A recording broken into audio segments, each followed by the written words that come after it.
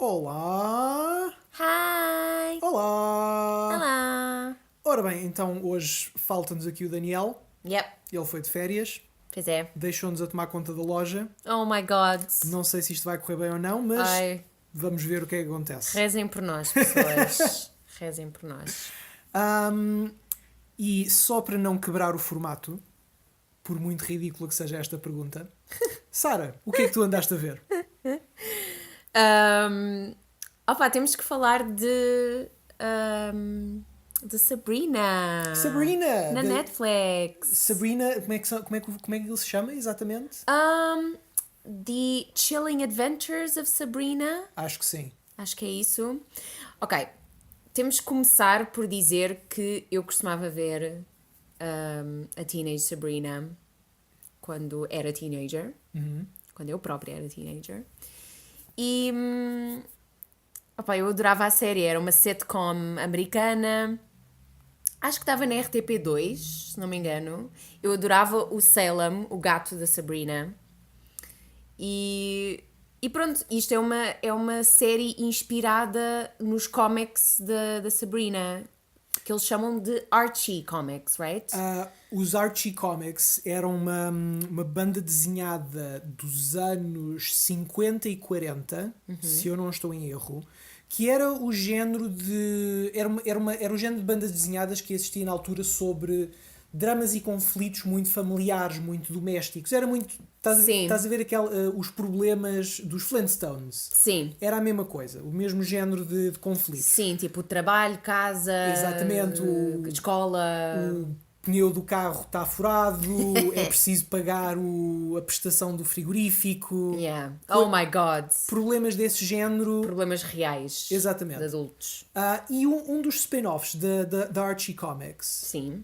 era a Sabrina the Teenage Witch. Right. E também a outra série, Riverdale, também é inspirada nisso, não é? O Riverdale da Netflix é inspirada diretamente no Archie Comics. No Archie Comics, porque há uma personagem chamada Archie. Há uma personagem chamada Archie que vive em Riverdale. Yeah. E portanto, Riverdale é o setting dessa banda desenhada. E supostamente é o mesmo universo da Sabrina. Sim, porque eu acho que num dos episódios eles já mencionaram ir à escola de Riverdale. De Riverdale. Exato. O que é... Oi? A mesa tremeu. Oh my god, tipo, há uma bruxa entre nós. Anyway. Opa, a série é tão gira. Pessoas, se vocês ainda não viram Sabrina na Netflix, a nova série agora de Halloween, muito dentro do espírito do Halloween. da temporada. Por favor, façam um favor a vocês mesmos e vejam a temporada, porque, é tão boa e é tão assustadora, damn. Aquilo tem, surpreendentemente, um terror particularmente eficaz. Opa, Está muito bem construído, as cenas de creepiness ou de sustos. eu há momentos em que sinto, eu estou a ver tipo uma série ligeira da Sabrina ou estou a ver American Horror Story. Às vezes tipo faço quase um double take. Yeah.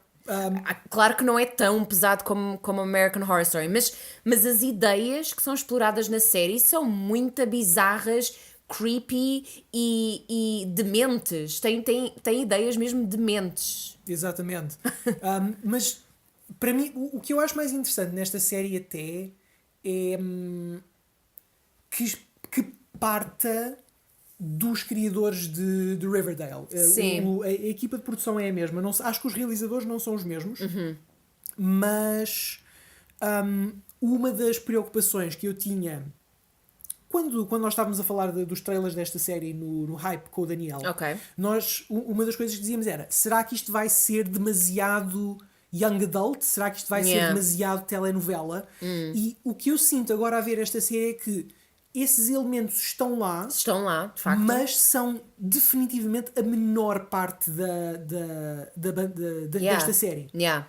Ou seja, estão lá só o suficiente para nós não nos esquecermos que isto é young adult, que isto é uma coisa para young adult, exatamente. Mas tudo o resto à volta está tão bem construído que merece ser visto por tudo o resto. Yeah. E é muito engraçado que nós vejamos aqui, de facto, o ADN de Riverdale e o ADN dos dramas adolescentes e young adult, mas tudo o resto está tão incrivelmente bem feito. Não é só o terror, é a direção de arte, Sim. é as interpretações. Sim, a miúda é fantástica. A atriz que faz de Sabrina. Ela é tão natural, é tão não teatral. Sim. É mesmo muito natural. E ela tem uma voz muito clear e muito segura dela própria. E os temas da série também são muito giros.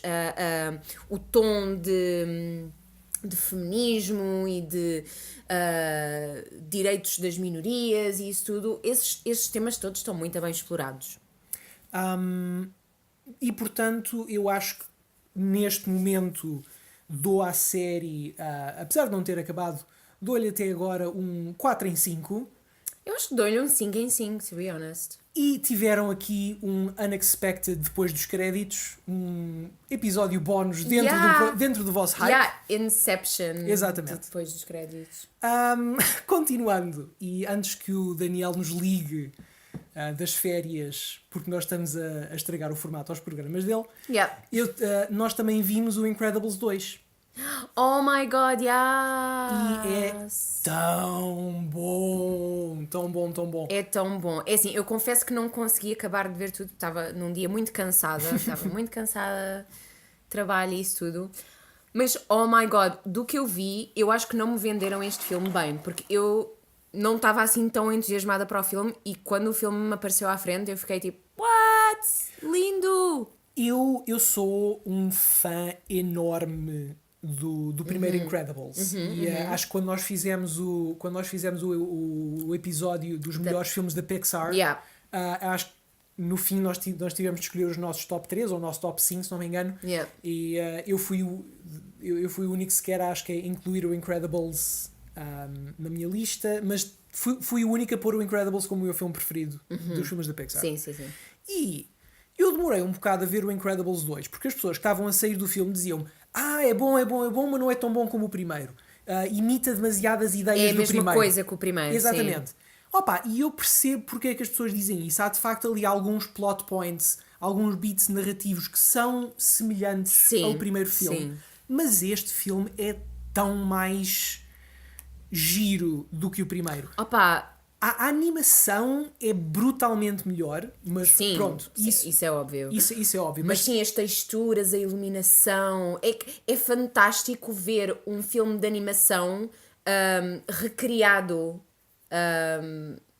depois de tantos anos. Exatamente. E ver a evolução brutal que a animação levou nesses anos todos. Porque, no fundo, o filme começa pouco tempo depois do primeiro acabar. Começa no mesmo momento, onde o primeiro acaba, este começa nesse preciso minuto. E vermos, portanto, a continuação da narrativa com uma animação muito, muito mais, up to date, é um treat. É mesmo.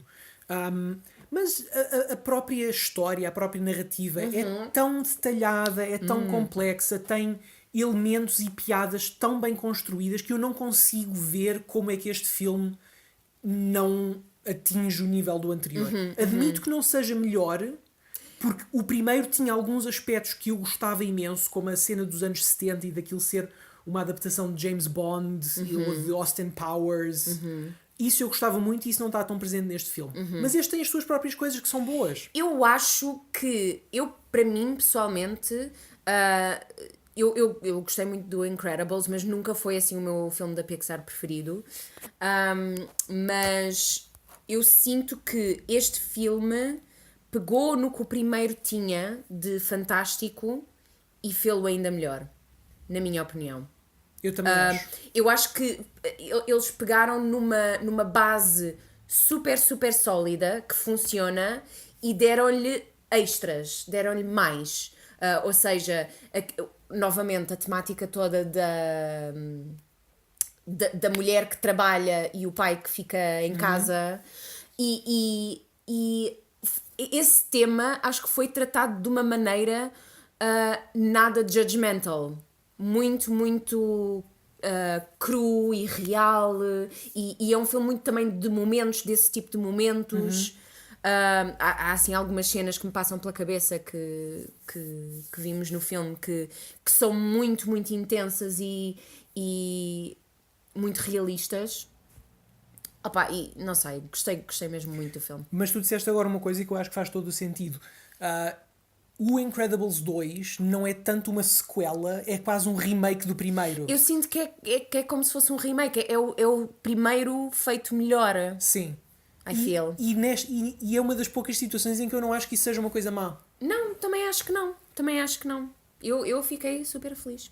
Portanto, depois de falarmos de um filme com tantos efeitos especiais e CGI como o Incredibles 2, Sim.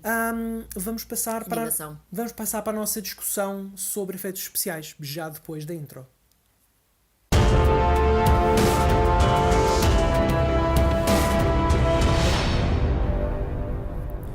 Bem-vindos ao Cube Geek Show, um programa do Cube Geek onde mergulhamos nos temas mais geeks deste mundo. Eu sou o Gui, estou aqui com a Sara. Hello! E como já dissemos, o Daniel não está cá connosco. Mas antes de continuarmos, subscreve o canal, toca no sininho para não perderes nenhum episódio. Ding, ding, ding. Vai lá, pronto, já está? Ok. Vamos então. Nós fizemos uma pergunta a semana passada para suscitar discussão, que foi que há demasiado CGI no cinema.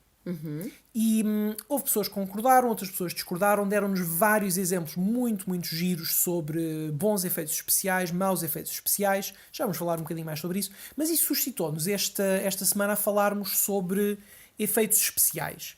E agora eu quero fazer notar, isto não é o episódio sobre efeitos especiais, nós devemos ter uma coisa muito mais aprofundada, muito mais investigada, direcionada a isso. Isto é uma conversa informal, pessoas. Muito estimulada, lá está, pelaquela pergunta que nós fizemos. E hoje, sobretudo, eu quero focar não tanto em efeitos especiais CGI, que são a norma atualmente, mas quero focar-me bastante em efeitos práticos e na junção entre efeitos práticos e efeitos de CGI. Para isso... Estamos aqui com problemas técnicos, mas já está. Para isso, vamos falar de alguns efeitos, de alguns filmes que eu acho que ganharam imenso pelos seus efeitos práticos. Olha, eu acho que o exemplo que me vem à cabeça, o primeiro exemplo que me vem à cabeça é a primeira trilogia do Star Wars. Pois, porque é fácil esquecermos. Ou melhor, nós crescemos com o Star Wars. E... Kinda. Eu cresci com a segunda trilogia. A primeira trilogia foi o que preencheu a minha infância. E a verdade é que nessa altura os efeitos especiais ainda não eram... Quando eu cresci, durante a minha infância, não estou a dizer nos anos 70, porque o primeiro Star Wars é de 77. Sim. Eu vi o Star Wars muitos anos depois. Mas mesmo assim, no fim dos anos 80 e no início dos anos 90, os efeitos especiais ainda não eram a maior coisa de sempre. O Abismo, que é um filme de 1989, tem a primeira cena com um efeito 100% CGI, que é aquela cena do braço que sai da água. Em que ano? 1989. E eu sei que há pessoas que vão mencionar o Tron, mas o Tron não tem um efeito especial. Usa CGI, mas não tem um efeito especial inteiramente 100% de CGI. Acho que é essa. Era o que ia... Era o que eu ia dizer agora. Era o Tron. O Tron foi pelo menos é considerado dos primeiros filmes... A usar CGI. A usar animação, feita por computador. Sim. Depende de como quiseres definir o primeiro uso de efeitos especiais. Se alguém aí fora faz animação for a living, se calhar vão-nos corrigir e fazem muito bem. Nós queremos saber estas coisas. Mas Star Wars. Star Wars. Star Wars. É fácil esquecermos que é inteiramente efeitos práticos. Sim, sim. Por um lado, porque, como eu estava a dizer, esse filme já pertence ao cenário da nossa infância. E é fácil não questionarmos esse género de coisas. Mas vendo o primeiro Star Wars, sobretudo o New Hope de 77, os efeitos especiais são tão bons. E paixão. só alguns deles é que não envelheceram bem. Sim, sim. Hoje em dia, pronto, consegues perceber que... Vês à distância que o... Sim, vês que à o- distância. Vês à distância que o Yoda é um boneco. Sim, claro. Mas as naves, esse ponto é um ponto a favor. As naves em particular, era Yeah. aí que eu queria chegar. Epá, só aquela cena de abertura do New Hope, em que tu tens a nave, tens o Star Destroyer gigante a aparecer-te por cima e a inundar o ecrã. É grande a imagem. É uma grande imagem, é fortíssima. começar. E foi uma miniatura Exato. brutalmente detalhada que a Industrial Light and Magic criou para o filme. Yeah. E sobretudo pela maneira como a cena está composta, pelo enquadramento, pela iluminação que eles dão à coisa, tu vês essa cena e comparas com qualquer outro efeito especial atual e mais provavelmente, digo eu, terás uma reação de imersão na cena com o Star Wars de 77 do que com algum CGI que tens hoje. Ou seja, nós atualmente já estamos tanto de olho no CGI e nos maus efeitos especiais, já nos tornamos tão especialistas Sim, o nosso olho está super treinado. para diferenciar entre bom CGI e mau CGI, que quando te põem ao lado uma imagem que é efetivamente fotorrealista de um modelo que está a ser iluminado com a iluminação o mais realista possível, Sim, que provavelmente vais ter mais imersão com esse do que com o outro. sim, sim. É difícil enganar a nossa visão Sim. nesse sentido, porque nós sabemos, é muito difícil enganar o ser humano de uma coisa que é real Sim. ou de uma coisa que foi gerada por computador. Ainda conseguimos distinguir. Eu agora estava a pensar no último filme, não me lembro qual foi o último filme em que vi uma personagem toda feita em CGI. Qual é que foi o filme? Não sei. Foi o... Foi Foi a melhor personagem feita em CGI que eu já vi. Foi recente. É muito recente. Quando é que nós falamos deste filme? Não sei. Nós já lá chegamos. Cortamos esta parte. Tá bem. Ou não. Ou não? Anyway. O Blade Runner estava fantástico. Nesse sentido. O primeiro Blade Runner. Estou a falar do segundo. O segundo. Pronto, isto fizemos um jump enorme à história dos efeitos especiais, mas sim, o Blade Runner 2049 tem aquela personagem, A Joy. a Joy, portanto, em motion capture. E está bastante realista. Tá brutalmente impressionante. Mas é talvez uma das utilizações mais criativas e mais efetivas de CGI que eu tenho visto recentemente. Mas voltando um bocadinho atrás, ou melhor, voltando atrás não, pegando no primeiro Blade Runner, 1982, também inteiramente efeitos práticos, e mais uma vez chegando às miniaturas. Sabes aquelas cenas iniciais do filme em que tens o Spinner a voar por cima de Los Angeles com o caption Los Angeles 2019. Sim. E tu começas a ver as torres da Tyrell Corporation. Sim, Que modelos tão bem feitos. Yes. Isso ainda hoje, ok, não parece super realista, mas o impacto que aquela imagem tem continua a ser lindo hoje em dia. E mais uma vez a iluminação dessa cena que lá está feita com luz real, com holofotes, o género de iluminação e fotografia que tu fazes para um set de filmagens normal. Sim, sim, sim. Que torna, acho eu, dá àquela cena um impacto tremendo, como tu disseste. É uma das imagens mais icónicas do filme. Sim. E eu queria pegar nisto para chegar a porque é que estes efeitos especiais, porque é que estes efeitos práticos sobrevivem tão bem e outros não. É uma exploração gira. Voltando ao... Porque é que essa imagem... Porque é que a primeira imagem do Star Wars funciona tão bem? Porque tem montes de coisas a favor dela. Tem um céu escuro. Exatamente. Com estrelas, que é a parte mais tricky, mas o importante é que o céu é escuro. Porque tens um contraste de luz. Sim. Que imediatamente te gera uma sensação, à partida, de artificialidade. Sim, sim. E que vai esconder qualquer artificialidade que pudesse Exato, estar no... é isso. A ausência de luz ajuda os efeitos especiais Exatamente. nesta situação. O facto de ser um objeto artificial que te está a ser mostrado, Sim. ou seja, é uma nave, tu já estás à espera que aquilo seja artificial. Sim. Portanto, os detalhezinhos, por mais bizarros que sejam, tu já estás à espera que seja uma coisa de ficção científica.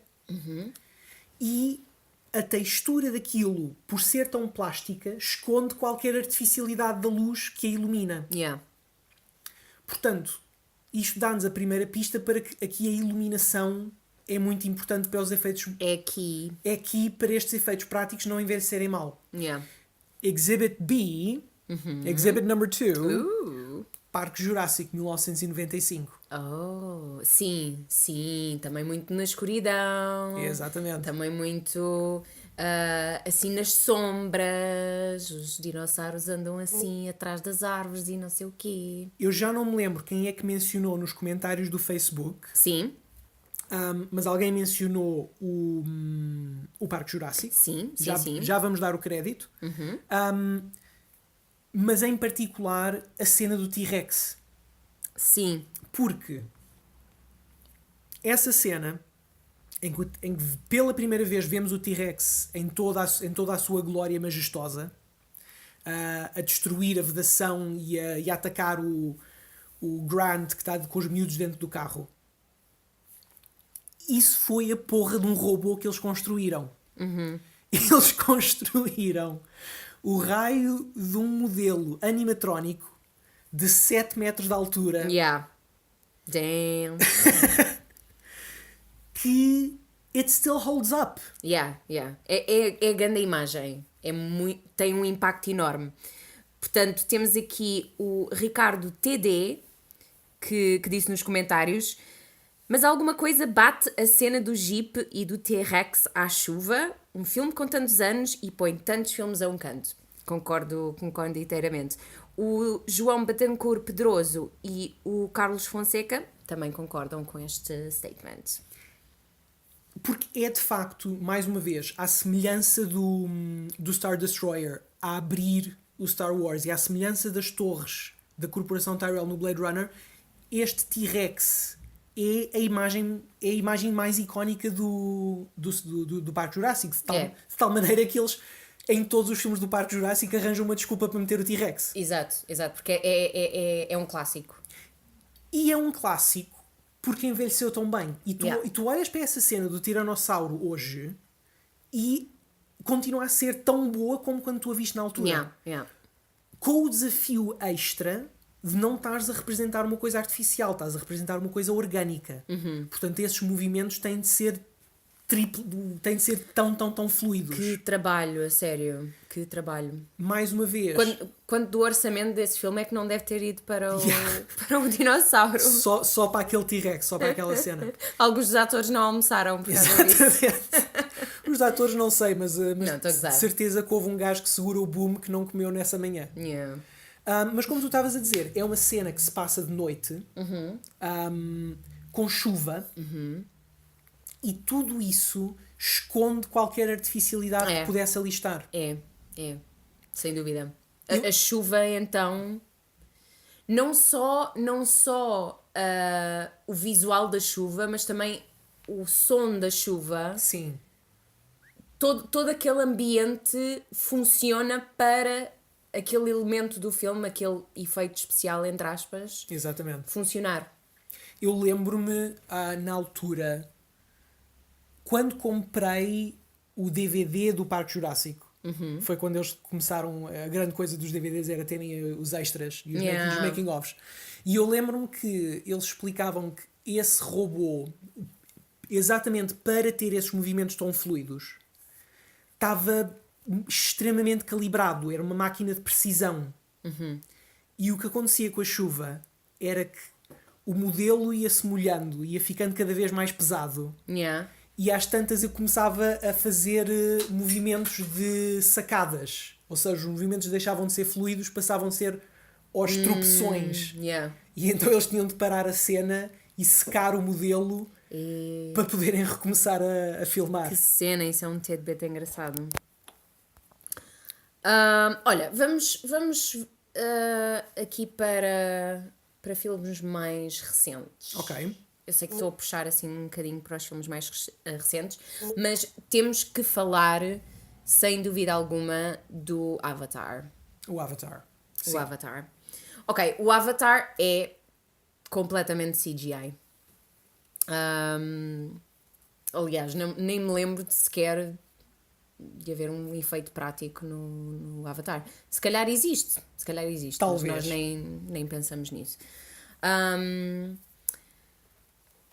É assim, filmes como o Avatar,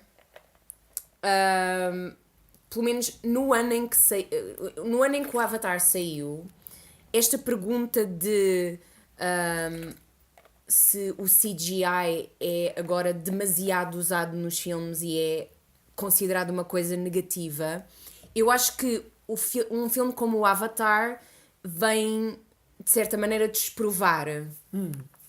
Quer dizer, não é desprovar esse statement, não é desprovar, ok, sim, tem porradas de CGI, obviamente, é um facto, mas basicamente é um filme lindo, é um filme muito bonito, é um filme muito aesthetically pleasing, tem uma cor muito interessante, tem um universo muito bem explorado e o CGI só ajuda a isso.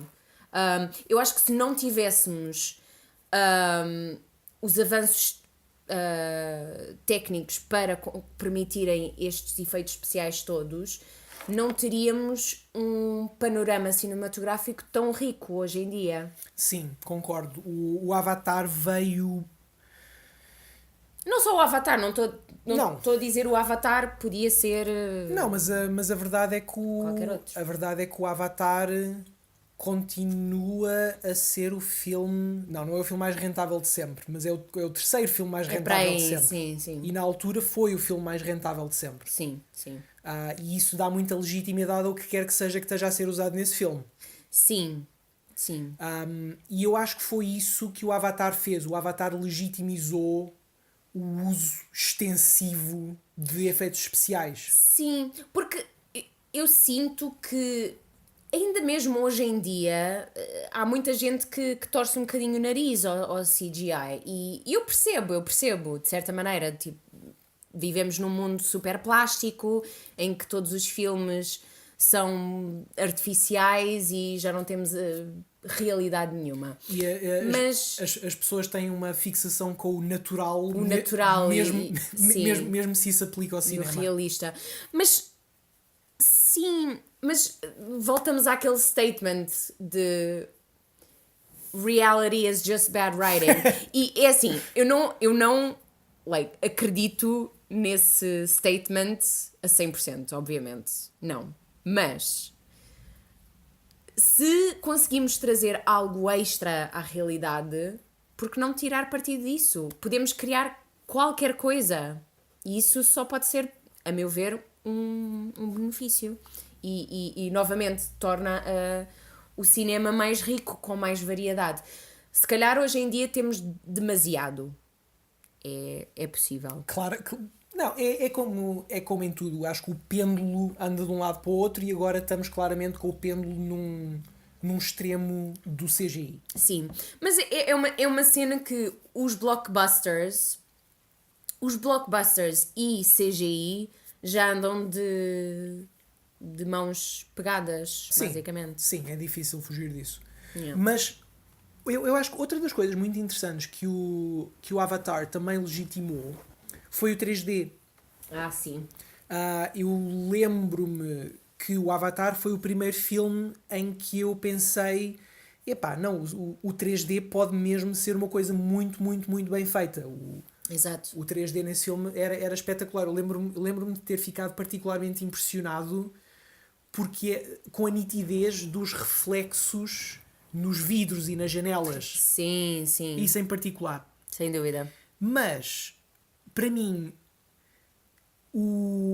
a melhor utilização intencional do 3D como ferramenta de narrativa, porque o uso de CGI e imagens artificiais geradas por computador para narrativa não é difícil de imaginar. É o que nós vemos sempre, não é? Qualquer alienígena, qualquer elemento de uma história que seja inventado por computador vai ajudar à narrativa. Mas o 3D, até agora, tem sido sempre só... É um extra da estética do próprio filme. É um extra. Assim, é um extra. Ou então para dar foco a certos pormenores no enquadramento, mas normalmente não é usado como dispositivo para contar a história. Exatamente. É essa a distinção. É essa a distinção que eu estou a tentar fazer. Nós tivemos aqui um olhar aqui tipo, tu estás a ir para o sítio certo.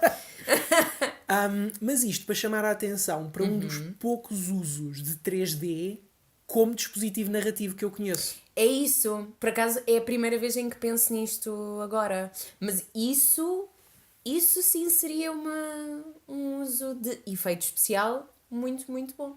Muito interessante. Sabes qual é o exemplo que eu vou levantar para um uso do 3D como dispositivo narrativo, não só como um extra que por acaso tu pagas mais para ir ver ao cinema? Diz lá. O Doctor Strange.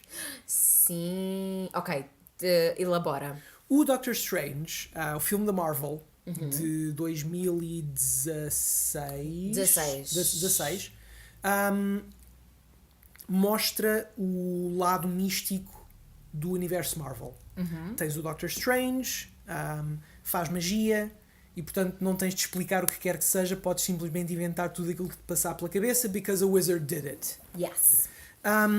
Mas foi a primeira vez no cinema a ver um filme em 3D em que eu senti que o 3D, sobretudo naquele momento em que a Supreme Sorcerer lhe dá um toque na cabeça e ele tem uma trip de ácido durante 30 segundos. Essa sequência do primeiro terço do filme. Yeah.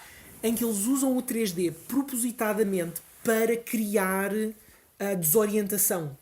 Sim. Ou seja, não é só a imagem que te é mostrada que é bizarra, o próprio 3D era usado para criar formas impossíveis e para criar perspectivas impossíveis.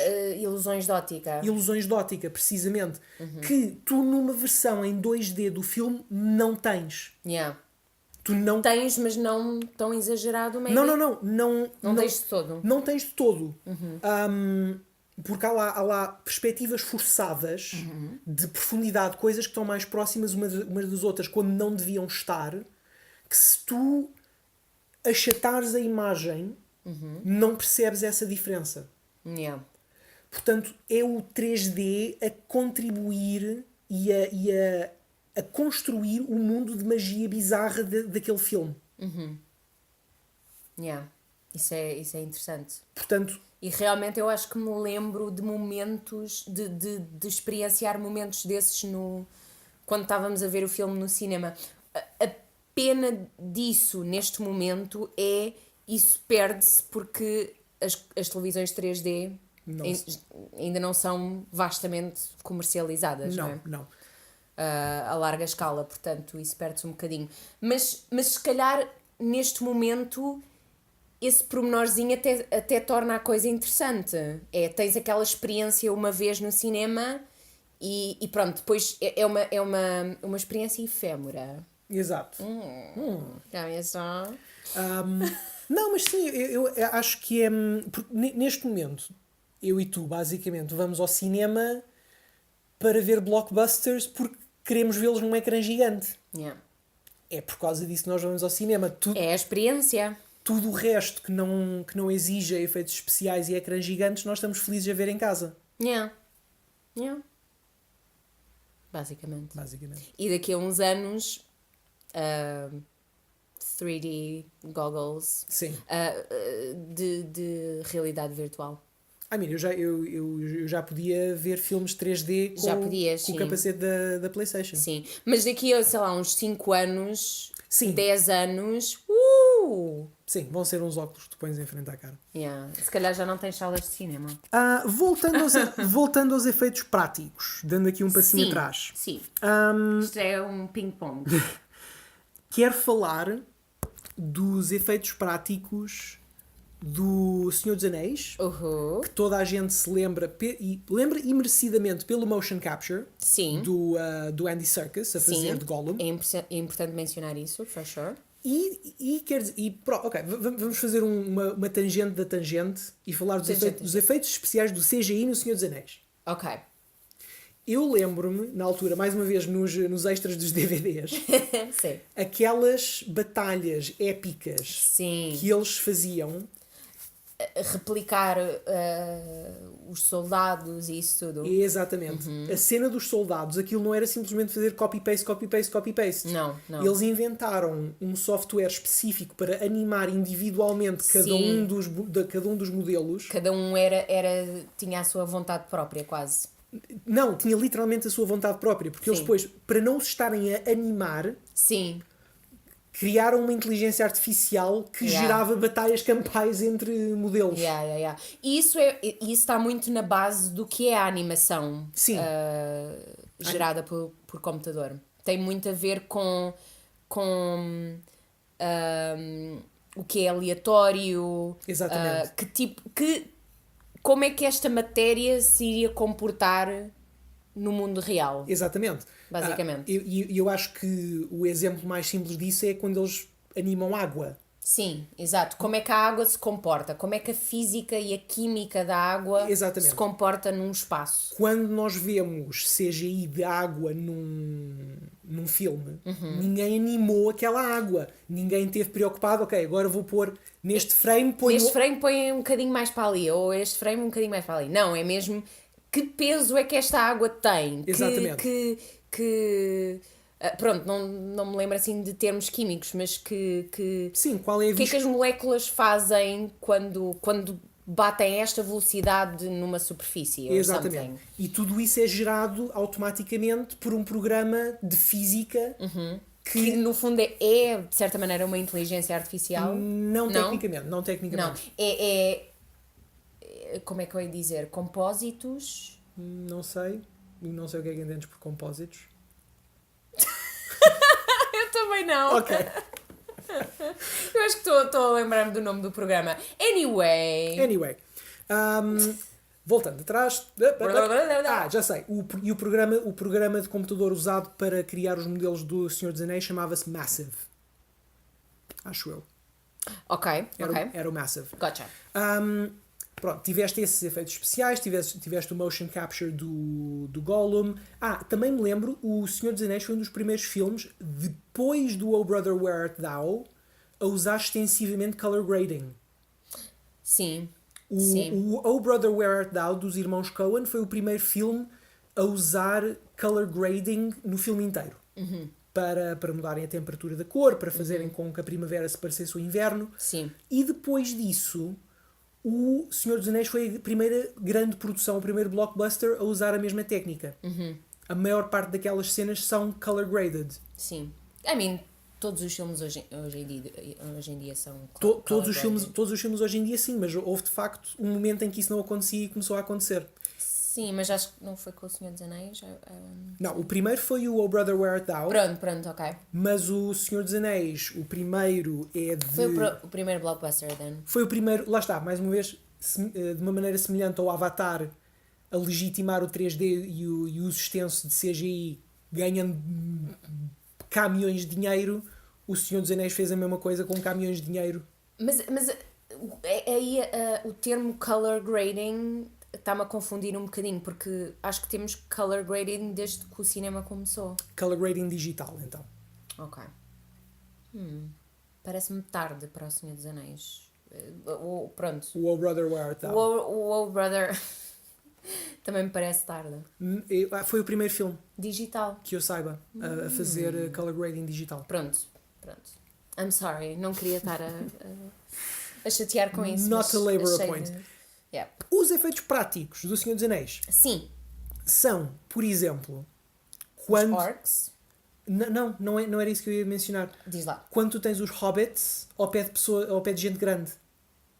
Sim. Porque, ok. obviamente, o Elijah Wood tem o tamanho de uma pessoa normal. Ele não mede meio metro.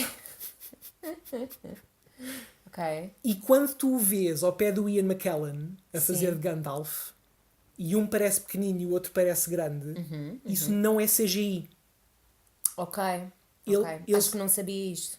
O Gandalf está ao pé da câmara, o Elijah Wood está 3 metros para trás, e eles estão a criar uma perspectiva forçada em que parece que eles estão à frente um do outro, mas na realidade estão a distâncias diferentes. Sério? Yeah. Não fazia ideia. É como todas essas cenas são feitas. Ok. Inclusivamente, tu chegas a ter momentos brutalmente bem feitos, em que tu tens nesse caso acho que já é o Ian Holm, o Bilbo, Que é mais alto que o Ian McKellen. que é mais alto que o Ian McKellen, exatamente, Fazer de Gandalf. sentados um ao lado do outro, à mesma mesa.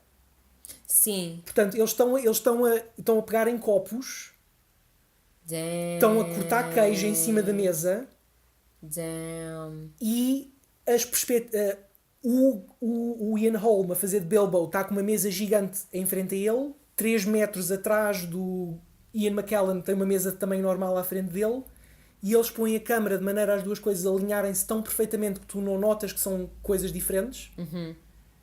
E simplesmente à custa dessa perspectiva forçada, Isso é muito giro. eles conseguem fazer com que um ator pareça pequenino e o outro pareça grande de uma maneira fotorrealista. Sim, e eu acho que de certa maneira essa perspectiva nota-se ligeiramente, se calhar no filme, enquanto vês o filme, mas se notas, estás apenas a perceber este ambiente é bizarro, é estranho, é um hobbit house, portanto tem assim uma perspectiva estranha, tem assim um tamanho estranho. Exatamente.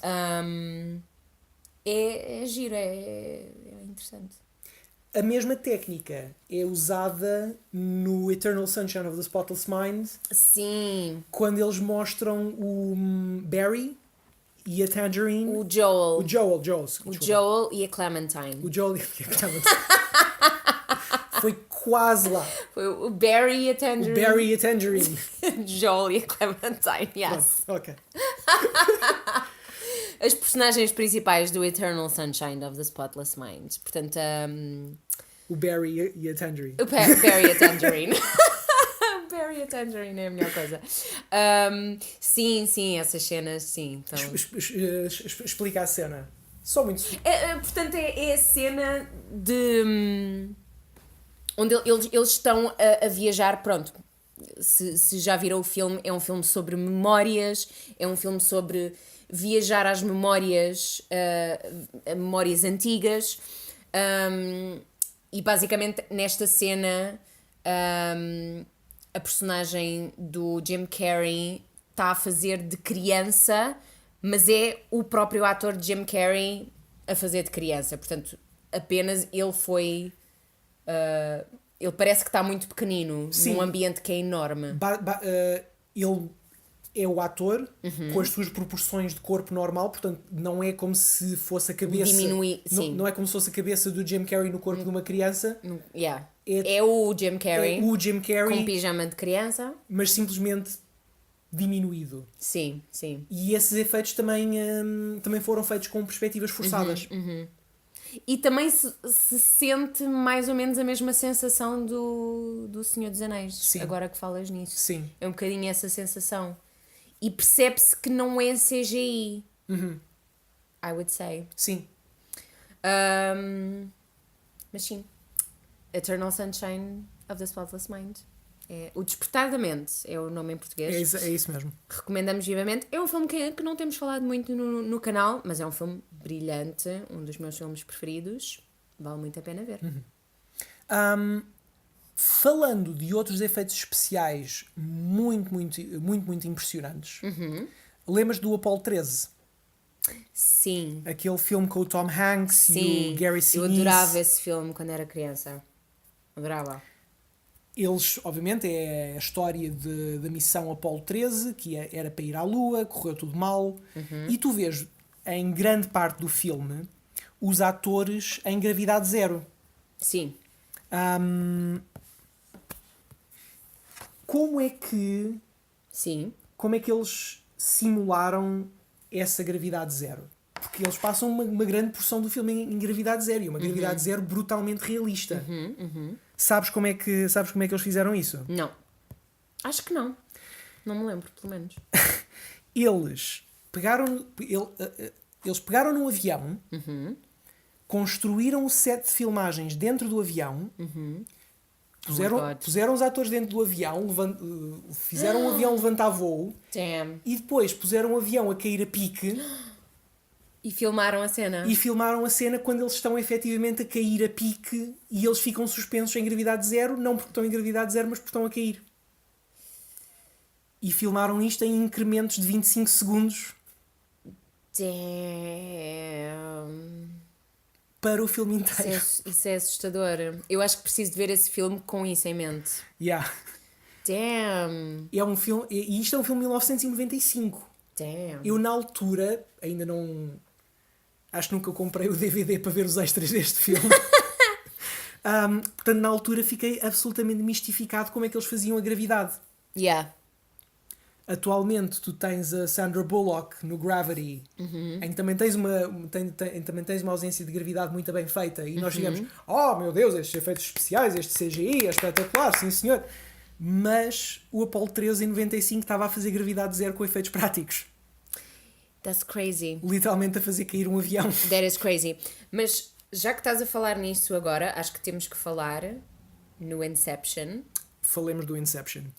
O Inception, com aquela cena fantástica. É de um corredor, não é? Numa sala onde o... como é que ele se chama? Joseph Gordon-Levitt.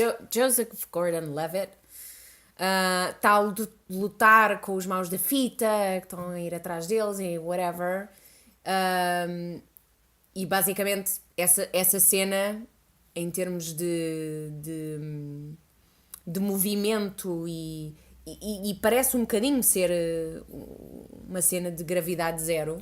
Porque aquilo que está a acontecer nesse momento, se eu não me engano... É eles noutro plano de realidade, portanto num dos planos de sonho, ou na realidade, já não me lembro, mas pronto, eles estão a cair num carro, estão Exatamente. dentro de um carro e estão a cair para dentro do rio. E num nível abaixo, porque o corpo dele está a passar por essa, pronto, ausência de gravidade. A ausência de gravidade, a ficar suspenso no ar.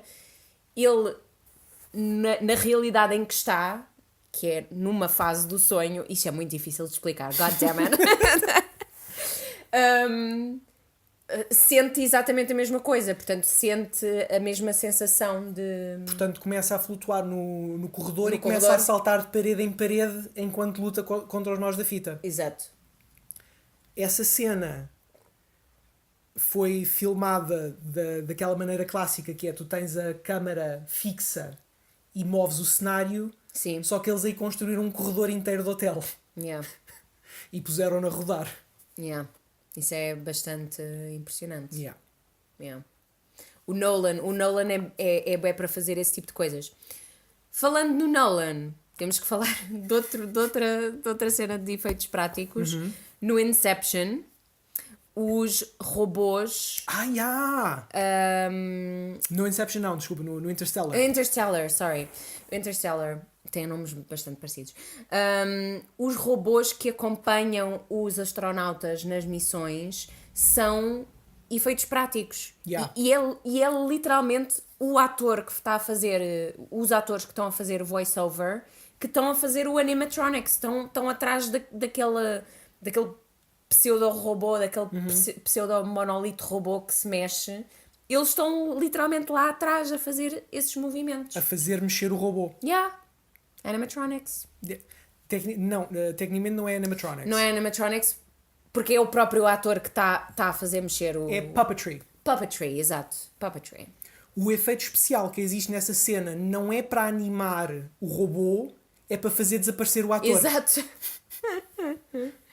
É bastante surpreendente. E o Nolan, como realizador, estas decisões de realização são muito, muito interessantes. Exatamente, porque, quer dizer, tu pensas assim, se ele ia gastar dinheiro em efeitos especiais para os robôs, qualquer pessoa normal ia gastar o dinheiro a animar o robô. Yeah.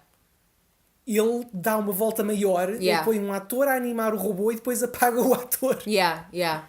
Não, e o efeito é fantástico. O resultado final é algo de único que não conseguias hoje em dia, nem se calhar daqui a 5 anos, com um efeito CGI. Epá, é mais um exemplo de como... É talvez um dos exemplos mais paradigmáticos de como vale a pena o efeito prático para gerar imersão e para gerar naturalidade. Yeah, I would say so. Outro filme que faz isso de uma maneira brilhante e que eu acho que é talvez o paradigma atual dos efeitos práticos em cinema é o Mad Max Fury Road. Sim. Eu também vi algo sobre este. Yeah. Diz.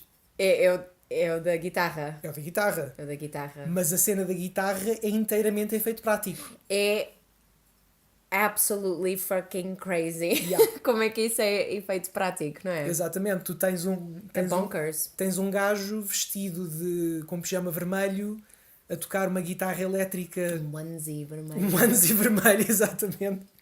A tocar uma guitarra elétrica com lança-chamas em cima de um caminhão de 3 andares. E isso é tudo efeito prático. Como é que é possível? E os gajos que estão em cima daqueles paus muito altos para tentarem cair em cima do caminhão, tudo efeitos práticos. Yeah. Houve mesmo gajos em cima de paus, em cima de carros, a andarem a 70 km por hora. That is cray. Tudo isso, todas aquelas explosões, todos aqueles desastres de carro, é tudo efeito prático. Yeah. Sabes onde é que está o CGI nesse filme? Oh my God. Porque há imenso CGI nesse filme. Diz-me. É para os cenários. Pois. É para apagar os cenários, para apagar tudo, as cidades à distância. Para fazer deserto, não é? Exatamente. Para ser deserto. Para parecer o deserto. Yeah. E é um exemplo de misdirection. De te chamar a atenção para uma coisa para esconder outra. Eles dão-te aquele espetáculo central, mesmo à frente dos teus olhos, do gajo com o onesie vermelho a tocar uma guitarra elétrica de lança-chamas. Chamam-te a atenção para isso, tornam isso efeito prático. E o resto do cenário, que é para onde não é para onde eles não querem que tu olhes, é aí que eles investem os efeitos especiais. Porque fazer backgrounds e isso hoje em dia é em CGI, em chroma key, é o pão nosso de cada dia. Eles fazem isso para a telenovela da tarde. Sim. É o pão nosso de cada dia mesmo. Cenários é o que é mais feito em CGI. E é onde eu atualmente vejo o melhor fotorrealismo. Sim. Fica muito bem feito. Especialmente porque até podes desfocar o background. Exatamente. Consegues fazer tudo, basicamente.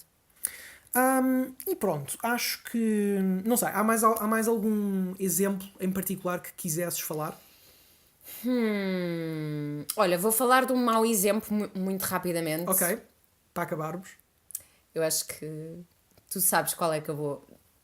Tipo, pensa lá um bocadinho. O mau exemplo. Liga da Justiça. Exatamente. Precisamente. Acho que houve alguém que mencionou a Liga da Justiça. Eu ia mencionar isso agora. Deixa lá ver aqui o comentáriozito. Quem foi? Foi o César Caliengue. Não sei se é assim que se diz, peço desculpa. Portanto, ele diz: maquilhagem e props agora são underrated e underused. CGI é necessária, mas também há filmes que levam os efeitos ao exagero. Cough, cough. Liga da Justiça. Liga da Justiça. Yep. Nós concordamos contigo, César. É que nem é só o filme usar demasiados efeitos especiais, é que são maus. Yeah. São maus, são feios, dão assim uma sensação de tipo, parece o filme blockbuster dos 300. Sim. Ok? Quando ainda vivíamos na altura dos 300. Pronto, tipo, ai, o alarme está a tocar, está tudo a acontecer. É o Poundland dos filmes de efeitos especiais. Eu fiquei tão desiludido com esse filme, a sério. A minha irritação com esse filme nem é por o filme de ser bom ou deixar de ser bom, é porque eu tinha mesmo expectativas para o filme. Mas os efeitos especiais, man. Eu não me lembro como é que se chama o grande vilão, o Big Bad. Não sei. Mas o que me lembro do Big Bad é que ele parecia saído de um jogo de computador do início dos anos 2000. Yeah, true. Parecia um FMV do primeiro Mass Effect. Yeah, basicamente. Isso é bom. Yeah, é um bocado isso. Eu acho que não há muito mais a dizer, é só mesmo... Quisemos dar aqui uma tangente só para dizer mal do Liga da Justiça. Sim, nós gostamos sempre deste cantinho do ódio da Liga da Justiça. Se alguém alguma vez no futuro nos quiser acusar de estarmos enviesados, pode referir a este momento e nós admitimos que sim. Estamos muito enviesados, for sure. Mas, eu não sei, aqueles efeitos, man. Yeah. Tipo, desfocado e é que é demasiado desfocado. São coisas que estão em primeiro plano e estão desfocadas. Tipo, não. Invistam um bocadinho mais dinheiro nisso, man. Não, mais valia terem posto alguém com uma testa de borracha. Olha, até o Apocalypse, no X-Men Apocalypse, com a sua testa de borracha roxa, estava melhor do que o vilão da Liga da Justiça. Eu acho que sim. Eu acho que os efeitos do Liga da Justiça saltam mais à vista por serem terríveis do que qualquer outra coisa. Anyway. Chegámos ao fim do programa. Deixem nos comentários quais são os melhores efeitos práticos que vocês já viram no cinema. Eu fui o Gui, estive aqui com a Sara. Adeus, pessoas! E até à próxima. Fiquem bem.